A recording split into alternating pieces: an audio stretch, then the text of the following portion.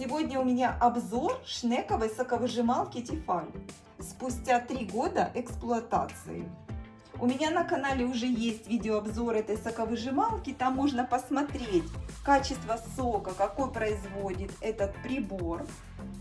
Там я говорила, что инструкция к ней очень непонятная. В комментариях меня просят дополнить то видео и рассказать более подробно про эту соковыжималку. Теперь уже с учетом моего опыта использования.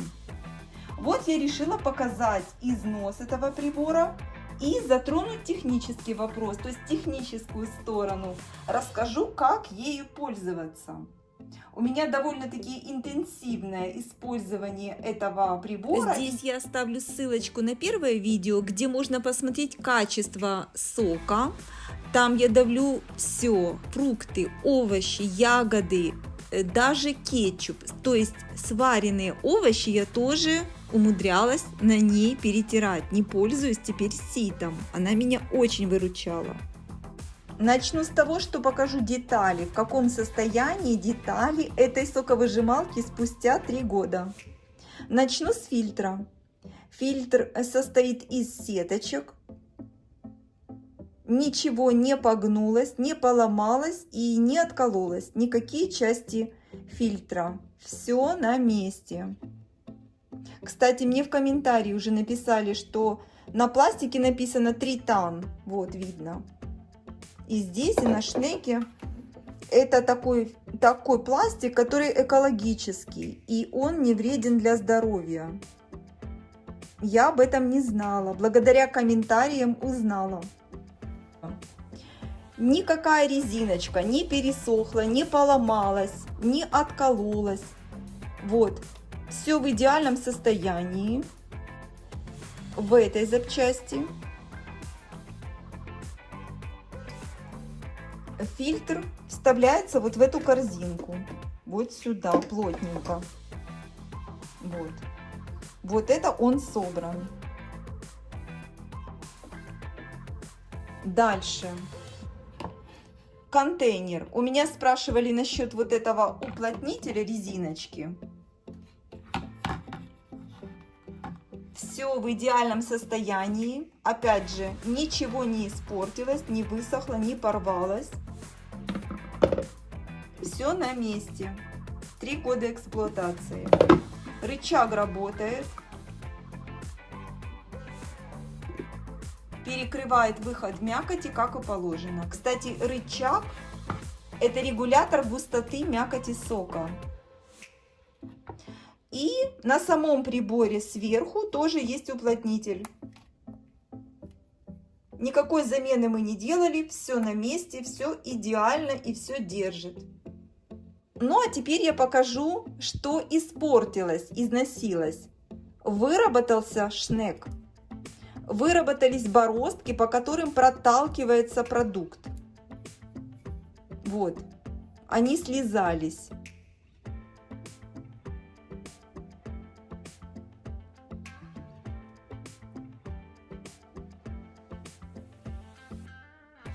И что теперь происходит, когда шнек вставлен в фильтр?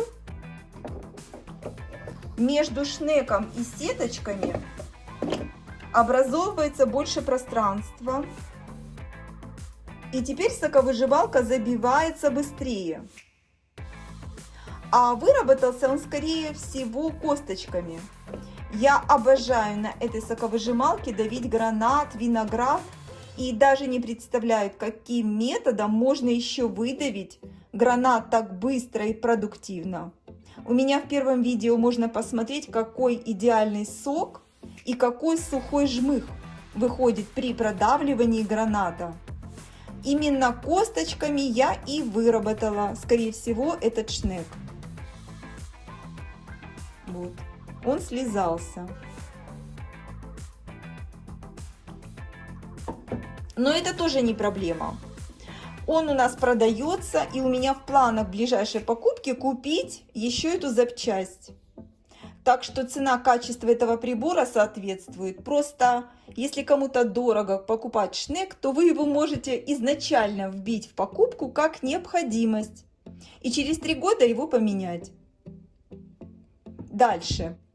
Здесь тоже резиночка, все на месте, все в идеальном состоянии, ничего не порвато, ничего не откололось, ничего не рассохлось.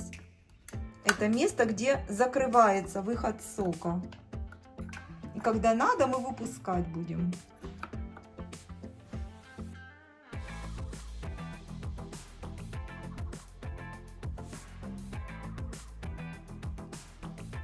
Сейчас я соберу приборы, еще покажу один нюанс, который будет при сборке. Я уверена, что у многих такое будет. В общем-то, это видео полезно даже для тех, кто уже купил соковыжималку, чтобы узнать, как ею пользоваться.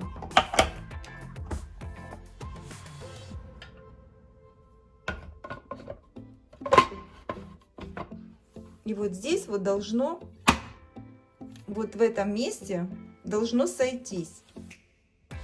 А теперь я покажу, какая бывает проблема. Мы вроде все правильно собрали, а вот здесь вот не заходит.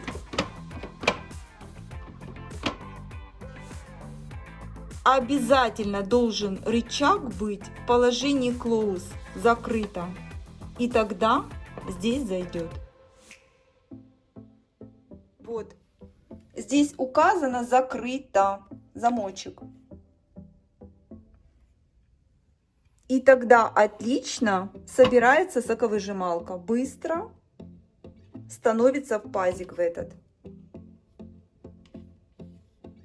А теперь панель управления. Соковыжималку собрали, включаем в сеть.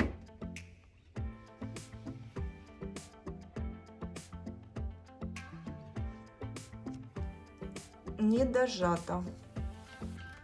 Вот. Вот здесь вот должно быть дожато. Панель управления подсвечивается. У меня спрашивают в комментариях, покажите, как переключать скорости на этой соковыжималке. Скоростей как таковых здесь нет. Но здесь указано, какие фрукты и овощи предпочтительнее давить при нажимании определенных кнопок. Нажимая на первую кнопку, вы будете давить помидор и овощи и фрукты такой консистенции, как помидор, яблоко, сорбет, пюре. Вот эта кнопка реверс, а вот эта кнопка промывка соковыжималки. То есть наливается полстакана, стакан воды и просто в холостую промывается перед тем, как ее разобрать. Кстати, практически никогда не пользуюсь этой функцией. Просто разбираю соковыжималку и мою ее. Какая скорость соответствует какой кнопке, можно выяснить только экспериментально. Вот сейчас и посмотрим. Нажимаем помидор.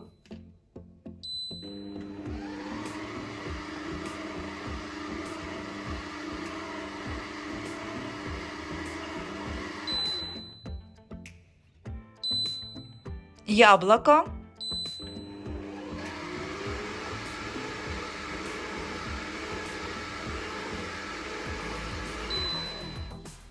Сорбет.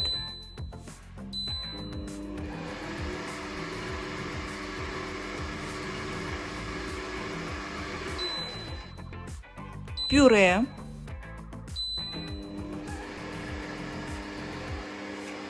Чуть медленнее.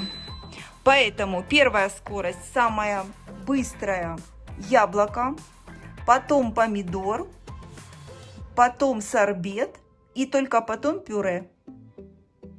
1, 2, 3, 4.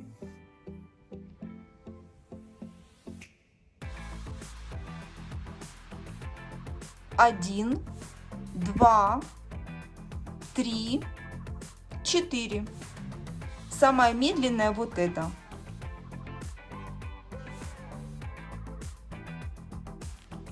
Хочу еще немножко рассказать про рычаг регулировки густоты сока. Я уже сказала, что в положении закрыто, когда замочек закрыт, нужно устанавливать чашу и собирать соковыжималку. Далее, в этом же положении закрыто используется она на первых этапах выделения сока. При завершающих этапах, при закладке последних ингредиентов и при удалении остатков нужно рычаг повернуть в положение полуоткрыто. Если вы перерабатываете ингредиенты с твердыми косточками, такими как виноград, гранат, ежевику, то переключать рычаг в положение полуоткрыто нужно, как только из носика начнет выходить сок. А верхнее положение открыто используется для очистки контейнера. Ну, в общем-то, экспериментируйте с каждым фруктом по-разному. Оставляйте работать прибор не более 30 минут за один раз. Я оставляю его на минут 10 отдохнуть. Бывает, что во время работы происходит остановка шнека. Для этого нужно включить функцию реверс. Вот это он. При включении реверса ингредиенты проталкиваются немножко вверх, и это помогает восстановить работу прибора, разблокировать шнек. Но это не работает, когда ягоды скользкие. Когда виноград, томаты выдавливаются, то шнек забивается. Тогда нужно отключить шнур, разобрать прибор и очистить контейнер.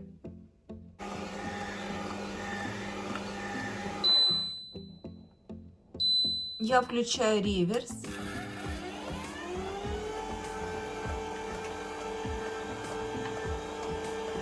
Выталкивается немного вверх.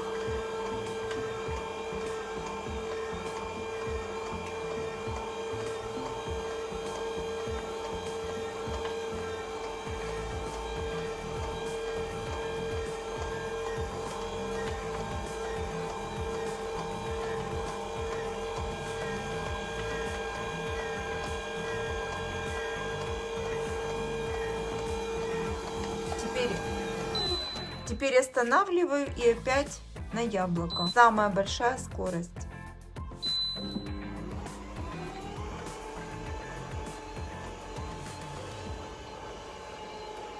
Советую соковыжималку мыть сразу после использования, иначе остатки продуктов могут засохнуть и трудно будет ее разобрать.